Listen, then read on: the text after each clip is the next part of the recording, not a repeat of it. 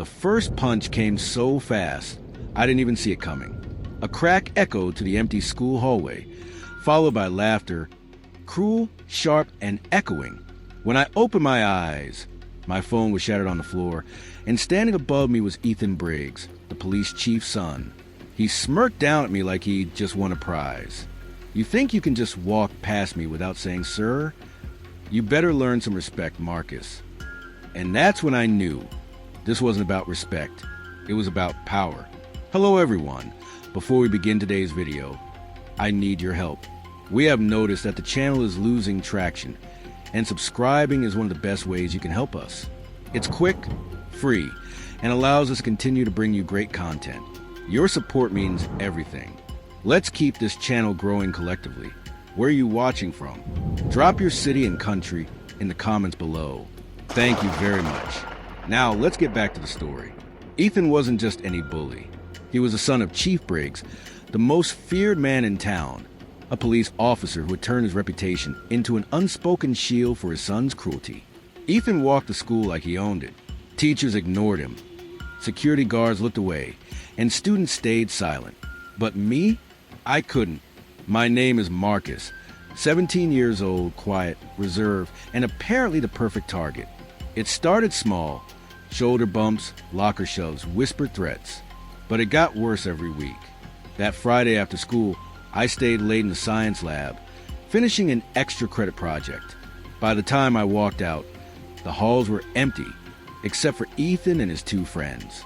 "Well, look who's still here," Ethan said, his tone dripping with mock politeness. "Don't worry, Marcus. We're just making sure the halls are safe." Before I could answer, one of his friends tripped me. My books scattered everywhere. "Picked them up, genius," Ethan sneered. When I had moved fast enough, he kicked one of the books down the hall. Then he grabbed my hoodie, pulling me close until I could smell the mint gum on his breath. "Say, Chief Briggs is the best cop alive," he whispered. I stared him dead in the eye. "You're pathetic." That's when his smile faded, and his fist came down. He shoved me against the lockers, punched me in the ribs, and stomped on my phone. I remember hearing the crack. Not from my ribs, but from my phone's screen. "Oops," he said. "Guess your phone didn't see that coming." His friends laughed, recording everything. Then Ethan crouched beside me and said quietly, "Even if you tell someone, they won't believe you. My dad's a police chief, remember?"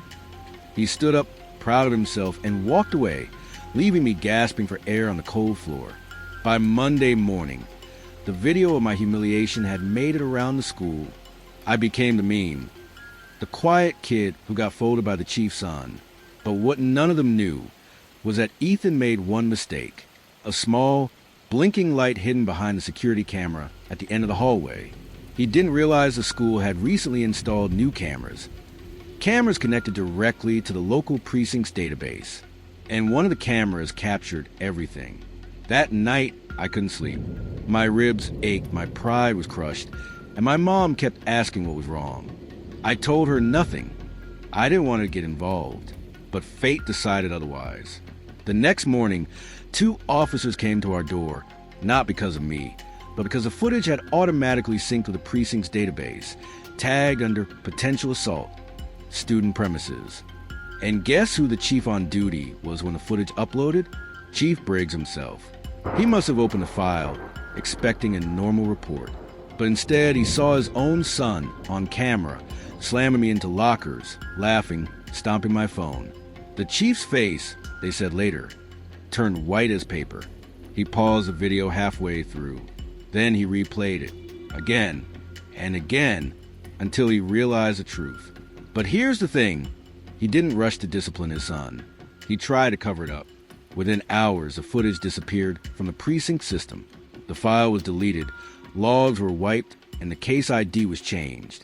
The next day, I was called into the principal's office. They accused me of instigating conflict. "You shoved Ethan first," the principal said, eyes cold. He only defended himself. I couldn't believe it. They had turned the story upside down. Then I realized the chief had used his influence to rewrite what happened. But he didn't know one thing. My phone might have been broken, but the Bluetooth Bodycam I wore for my science project was still running when the fight happened. It had recorded the entire confrontation, audio, video, everything, and it had automatically backed up to my cloud account. That was the moment I decided I wasn't going to be silent anymore. I uploaded the footage anonymously to a private server and sent a copy to a local journalist who'd been investigating police corruption. I thought it would take weeks before anyone noticed, but I was wrong. The story exploded in less than 24 hours. Headlines appeared everywhere. Police chief son caught on camera assaulting student. High school bullying scandal exposes abuse of power. And within hours, the FBI got involved. They wanted to know why official footage of the assault had been deleted from the precinct's database. The chief's cover-up had just become evidence tampering. And what came next would flip everything upside down. The news spread faster than anyone could contain it. By morning, the entire town was buzzing. Every major outlet, from local radio to national blogs, had the footage. It was clear, unedited, and damning. Ethan Briggs, the police chief's son, was caught on camera punching, shoving, and mocking me. And worse, a timestamp showed that the official precinct version of the footage was deleted 32 minutes after Chief Briggs viewed it. That detail, that's what drew the FBI in. They stormed the precinct by noon the next day. And when I say stormed, I mean the entire building froze. Uniforms everywhere, agents with badges swinging, journalists outside the door shouting questions. Inside, Chief Briggs stood behind his desk, trying to keep his composure. But the cameras didn't lie. He'd always said, a badge is about truth and honor. Now, the truth was exactly what was destroying him. Ethan was called out of school that morning. They said he tried to act like he didn't know what was happening. But when two FBI agents entered the hallway with handcuffs, that fake grin melted right off his face. Ethan Briggs, one of them said calmly, "You're under investigation for assault and harassment." You could have heard a pin drop. Students filmed the arrest from their phones. The same school that used to fear him now watched him fall. I was at home when it aired on the news. The reporter's voice said, "This incident, involving the police chief's son, has raised serious questions about the misuse of authority in the town of Brookridge." My mom turned to me with tears in her eyes. "You did the right thing, Marcus," she whispered. I didn't say anything. I was still processing it all. Part of me felt vindicated, but another part of me just felt exhausted, because deep down I knew this wasn't just about one bully. It was about a system that allowed him to believe he could never be touched. 2 days later, Chief Briggs stood before the media. The man who used to walk with iron confidence now looked smaller, older, and hollow-eyed. He cleared his throat, reading from a paper with trembling hands. "I failed as a father. I failed as an officer. And I failed the community I swore to protect." But then came the part no one expected. The truth is, I tried to delete the footage because I wanted to protect my son. But in doing so, I broke the very laws I enforce. And I'm prepared to face the consequences. That silence after his words, it was the sound of the world watching justice catch up. Ethan was expelled. His college applications were withdrawn. The local district attorney pressed charges for assault and obstruction of justice. And Chief Briggs? He resigned that same afternoon, before federal charges could be finalized. The image of him walking out of the precinct in plain clothes, no badge, no gun, no authority, was poetic. The mighty had fallen. A week later, I was called to the school board. They offered me a formal apology. The principal, who once accused me of starting the fight, couldn't even look me in the eye. "We deeply regret the way this was handled, Marcus. You showed courage and integrity." I just nodded, because I didn't need their words anymore. The world had already seen the truth. That Friday, the FBI reached out again, not to question me this time, but to thank me. Apparently, my footage had not only exposed the assault, but also uncovered a pattern of data tampering within the department system. It triggered a full internal audit, uncovering 5 other hidden cases where officers had protected their relatives. My one act of standing up had set off something much bigger. And when they asked if I considered joining their youth internship program next summer, I smiled for the first time in weeks. "Yeah," I said, "I think I like that." That weekend, The town held a community forum about justice and reform. People came from every background, parents, teachers, students, even retired officers. Someone asked to speak near the end.